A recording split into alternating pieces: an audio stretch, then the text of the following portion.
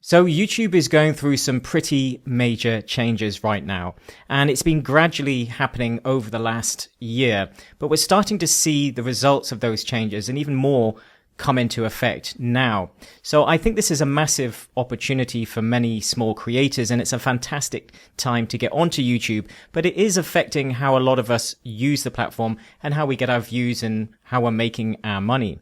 So in this video, I want to break down some of the benefits, some of the things that you need to know about, and some of the things that maybe you need to start thinking about doing in a different way in terms of how you're going to start making your money and also how you create your content.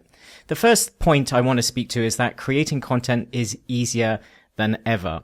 Mr. Beast and all these high edit channels where we had the dopamine hits and it's very high production, they still work, but they have had their time in the sun. We are now seeing a shift back to more authentic content. And I've gone on about this a lot more, but it's not just that. It's a shift towards interest-driven content. And that's because the algorithm has gotten much, much better at partnering up what people want to see, what they are interested in, what they actually like, versus the size of your channel or who you're already following. It's not looking at the same things anymore. So therefore, we tend to get views in different ways now, and how we create the content doesn't really matter as much. So it's not necessarily about how long you keep people watching, because small channels are now getting exposed and shared around on the YouTube platform more than ever. So we're seeing this rise of interest channels and people doing very simple talking head videos that are more conversational and more efficient. I think efficient content is the way to say it. They're able to just talk on a subject that they're interested in, like they would be talking to a group of people. So if you were interested in a sport and you went to a place where it was only people that were interested in that sport, they're going to be interested in hearing you talk about that sport. So it's starting to show you in areas and take you to areas to be surrounded by people that are going to be interested in what you're saying. So therefore, production just doesn't seem to matter as much because the algorithm is getting better and better at showing us in the right places, even as a small creator. So small creators have a lot more opportunity.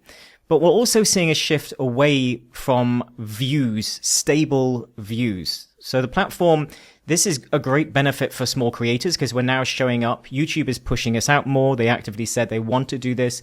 They're sharing our content out onto the homepage and giving small channels a boost. And I can tell you, I think this is an absolutely great thing because when I was starting out as a small creator and whenever I used to grow channels, you really had to put the work in and trying to hack the algorithm and come up with different ways to get views, where now YouTube is just going to give you an opportunity. So therefore, you're not having to carve your way up very slowly. You can actually, if you know what you're doing, potentially go viral in different niches almost overnight. And we see a lot of faceless channels and other channels doing that. And people that really know what they're doing can potentially, if they see an opportunity, tap into that. So size is less irrelevant. But this also comes down to how people are making money as well, because views have become less stable in that sense.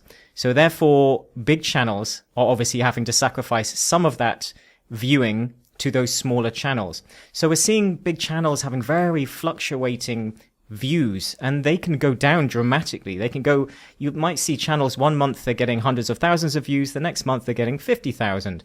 And it's not that they don't know what they're doing, it's about remaining relevant to the audience. So therefore, people now knowing that chasing views, especially as an educational creator, is becoming more difficult, more complicated in terms of how you make money. And now YouTube also is starting to share your data, potentially, if you allow them, but they'll make it mandatory at some point to add revenue to people that basically are wanting to advertise on your channels. They want to know more about it. But this also potentially goes for sponsorship. And I'm assuming that's because YouTube wants to get more actively involved in sponsorship deals. They probably just want a piece of the pie. So what they're doing is starting to share our data so we can see where our views are coming from, how many we're getting per video, and so on. So they know how much they're going to potentially pay you, which means that you'd have to chase views even more and really try to find stability to be able to get good sponsorship deals. And also you're going to have to get a lot of stable views to earn a living from ad revenue. And it's just not there anymore, not in a way that's anything other than a part-time side hustle, because you can't replace your job, you can't feed your family on an unstable business. So if you're making $5,000 in ad revenue one month and then $500 the next month, this obviously is a recipe for absolute stress. So people are choosing to give up the stress and monetize their content in different ways. And this could be doing it with affiliate marketing. But what we're starting to see more and more is that people are creating and monetizing with their own products and services. And this could be coaching, is communities, massively seeing school communities and other communities popping up. Obviously, Patreon tapped into this a little bit, but now with the rise of the school platform and other community platforms, we're really starting to see people monetize in a variety of different ways. And this could just be on a community level, or it could be selling online courses or coaching and so on. But they're adding a second layer to their channel to be able to earn more money. And I will actually put a link to our community in the video description if you want more free training on how to create your offers and monetize in a different way. So again, I will put that in the video description or a QR code in the corner. But by having some other way to monetize their views, they're just not dependent on getting huge amounts of views. They can take back control of their CPM. So their CPM is obviously what you get paid per 1,000 monetized views on YouTube once you're monetized. But you have to get the views in the first place to make money with that channel. And sometimes that can take months to get up to monetization level. So as a small creator, you want to be making money from day one. So taking control of your views in terms of having a product or some type of way of monetizing it really gives you a lot more power to build a real business. So for example, if you've got 10,000 views coming into your channel and YouTube pays you $10 per 1,000 views, then you're going to make $100 and then minus their 40%. So you get about $60 for those 10,000 views. But those 10,000 views, if they're highly targeted, could be very valuable. And if you sold a $1,000 product and you made 2 sales from those 10,000 views, then now you've made basically $2,060. So $2,060 with the ad revenue on top. But you saw the difference. When you monetize those views, you can make much more. And even if you had, say, just a low ticket subscription of some kind, you could dramatically increase that $100 into maybe making a great part-time living or full-time living. So you can actually make a full-time living off relatively low views. And this is what small creators are realizing, that giving up the stress of chasing views and actually monetizing in different ways is becoming the smarter choice. You taking back control of your CPM gives you more power and really just stops that stress of having to chase views. And coming back to the algorithm, YouTube really is about relevancy these days. We're actually seeing subscriber counts becoming less relevant. So size, as I said before, matters less. There is still some benefit to you having a good subscriber base if it's relevant to what you're now doing.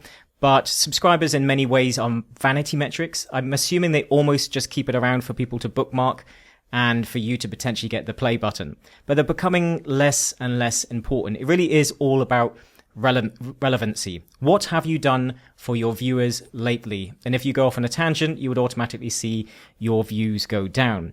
So because of that, in the way that we would get more stability is by focusing on niche channels. This is why in our community, I focus on talking about being a niche authority, because niching down allows you to remain relevant. Because if I'm going to come to your channel and I watch one video and I binge watch a lot of content because all of your videos are for me because you're hyper niche, hyper targeted, then you're going to remain relevant. And each video you create is going to be relevant to that target audience.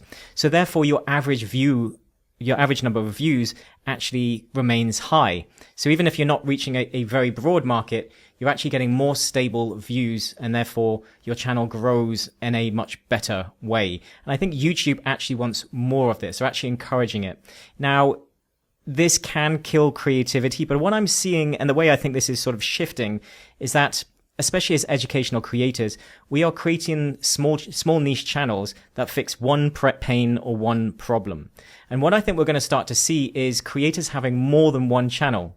So if you want to create and fix and solve many different problems, now I recommend getting one channel working first. But I'm definitely starting to see a movement towards having many small niche channels rather than one gigantic one, because it's just easier to match the interests of a particular audience and fix one's particular problem. And you get a much more loyal and engaged audience when you do that. So it's definitely, I think, a better way of doing things moving forward is maybe breaking up your mega channel that you have a massive dream of into a couple of smaller channels. So yeah, I really do see this as a movement towards micro channels and micro niche channels, and kind of thinking about it in a way of like micro mentoring. So where you've got something you can teach, and it could be something unusual, but now you're not chasing views anymore because you could potentially monetize in a different way.